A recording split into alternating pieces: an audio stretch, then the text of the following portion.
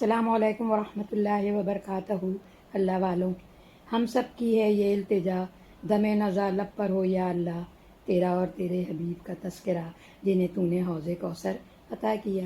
بلغ العلا بکمالہ، کشف الدجا بجمالہ، حسن الجمی و خصالہ، صلو علیہ وآلہ۔ اعلان دعوت کیوں؟ اسلام مذہب نہیں، دین ہے۔ دین زندگی کے ہر شعبے کے متعلق ہدایت دیتا ہے۔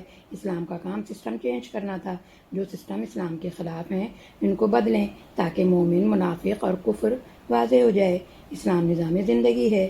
دین اسلام کو غالب کرنا ہے۔ جو بھی اللہ کی رضا پر نہیں چلے گا، اسلام اس کو بدلنے کی کوشش کرتا ہے۔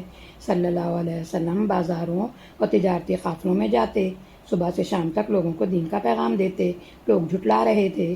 آپ کی بیٹی زینب رضی اللہ عنہا آپ کے لیے پانی لے کر آئی۔ چہرے پر پریشانی تھی، باپ کی فکر تھی۔ آپ نے بیٹی کو تسلی دی۔ ہر جگہ ابو لہب صلی اللہ علیہ وسلم کے پیچھے ہوتا، کہتا یہ بھٹک گیا ہے، تم کو بھی بھٹکا دے گا۔ آہستہ آہستہ لوگ مسلمان ہو رہے تھے۔ مسلمان ہونے والے گھروں میں ذہنی فاصلے بڑھے۔ خاندان میں دو گروہ بننے لگے، ایک وہ جو اسلام کی بات مانتے، دوسرے وہ جو نہیں مانتے۔ ان میں آپس میں اختلاف ہو جاتے، سوچ کے فرق کی وجہ سے۔ جب بھی آپ دین کی بات بتائیں گے، لوگوں کی تین قسمیں ہو جائیں گی: ساتھ دینے والے کم، شدید مخالفت کرنے والے کم، زیادہ تر لوگ خاموش۔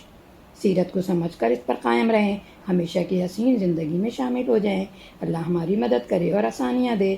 جب کوئی روکنے والا نہ ہو، انجام بد پتہ نہ ہو، تو انسان حیوان کی سطح پر آ جاتا ہے۔ خواہشات پوری کرنے کے لیے ڈاکہ، چوری، زنا کرتا ہے۔ اس سے اس کو کوئی فرق نہیں پڑتا۔ جب اسلام کے قلعے میں آ جاتے ہیں تو لازمی طور پر اپنی مرضی، اپنی پسند چھوڑنی پڑتی ہے۔ مسئلہ تو جب آتا ہے جب ہماری مرضی اور اللہ کی مرضی آمنے سامنے آ جاتی ہے۔ قریش کی مخالفت کی وجہ بھی اپنی مرضی، اپنی پسند چھوڑنا تھا۔ ان کی مخالفت کا طریقہ کیا تھا؟ مسلمانوں کا مذاق اڑانا، یہ مجنون ہے، آیات کی نقل اتارنا، یہ تو مالی طور پر کمزور لوگ ہیں، شک پیدا کرنا، کنفیوژن پیدا کرنا، لہو الحدیث یعنی پیسہ دے کر گانے کی محفلیں سجانا، قصہ کہانیوں میں لوگوں کو مصروف کر دینا، لوگوں کو دھیان ہی نہ رہے قرآن کو سننے اور سمجھنے کا۔ مشرکین کہتے دین کو اپنے تک رکھو، لوگوں کو مت بتاؤ۔ مال کی آفر کی، مطالبات اور سوالات سے پریشان کیا، معجزہ لاؤ، قیامت آنی ہے تو آ کیوں نہیں جاتی؟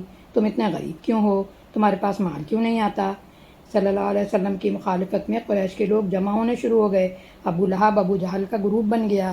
یہ لوگ نبی صلی اللہ علیہ وسلم کے دعوتی کام سے پریشان تھے۔ نبی صلی اللہ علیہ وسلم کے اخلاق، سچائی، امانت داری کی وجہ سے دین اسلام پھیل رہا تھا۔ حج کی وجہ سے مختلف ملکوں، شہروں سے لوگ آتے، آیتیں نازل ہو رہی تھیں۔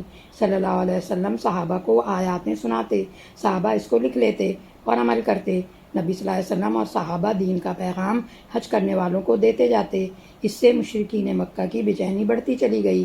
ان کو اپنے باپ دادا کے دین کی پڑی تھی، دنیا بھر میں اپنی عزت کی پڑی تھی، اپنی حکومت اور قبیلے میں شان و شوکت کی پڑی تھی۔ حج کے دن آنے سے پہلے ابو جہل، قریش کے کفار سردار دارالندوا میں میٹنگ کرتے کہ ان کے باپ دادا کا دین ختم نہ ہو جائے۔ صلی اللہ علیہ وسلم جو دین لائے اس کو وہ نیا دین سمجھتے تھے، اس لیے انہوں نے میٹنگ کی کہ جب یہ لوگ دین کی دعوت دیں گے، ہم بھی وہاں جا کر کہیں گے کہ اس آدمی کی بات نہ سنو، اس لیے کہ یہ پاگل اور مجنون ہے، جن نے اسے ستایا ہے، یہ شاعر و جادوگر ہے۔ اس کے باوجود آپ کی رسالت کا پیغام عام ہو چکا تھا۔ آپ صلی اللہ علیہ وسلم خدیجہ رضی اللہ عنہ کے ساتھ زندگی گزار رہے تھے۔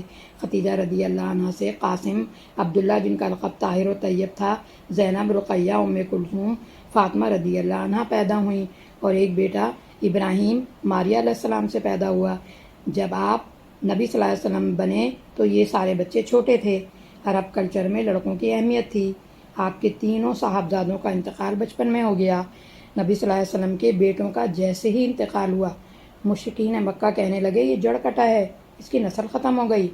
یہ نبی کو مایوس کرنا چاہتے تھے، ڈپریشن میں ڈالنا چاہتے تھے۔ نبی صلی اللہ علیہ وسلم کا بھروسہ اللہ پر تھا، اس لیے آپ کو ڈپریشن نہیں ہوا۔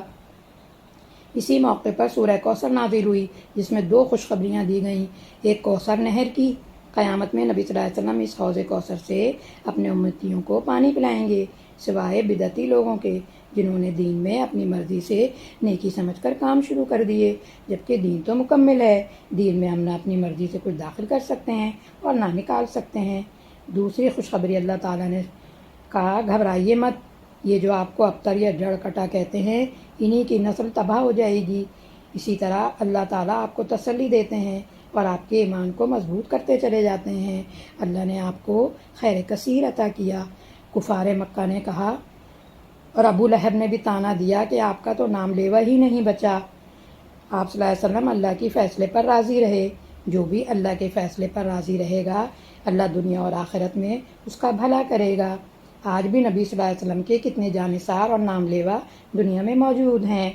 اللہ نے نبی صلی اللہ علیہ وسلم کو بلند درجے عطا کیے۔ آپ کا نام اذان، نماز، کلمہ، قرآن میں لیا جاتا ہے، صلی اللہ علیہ وسلم۔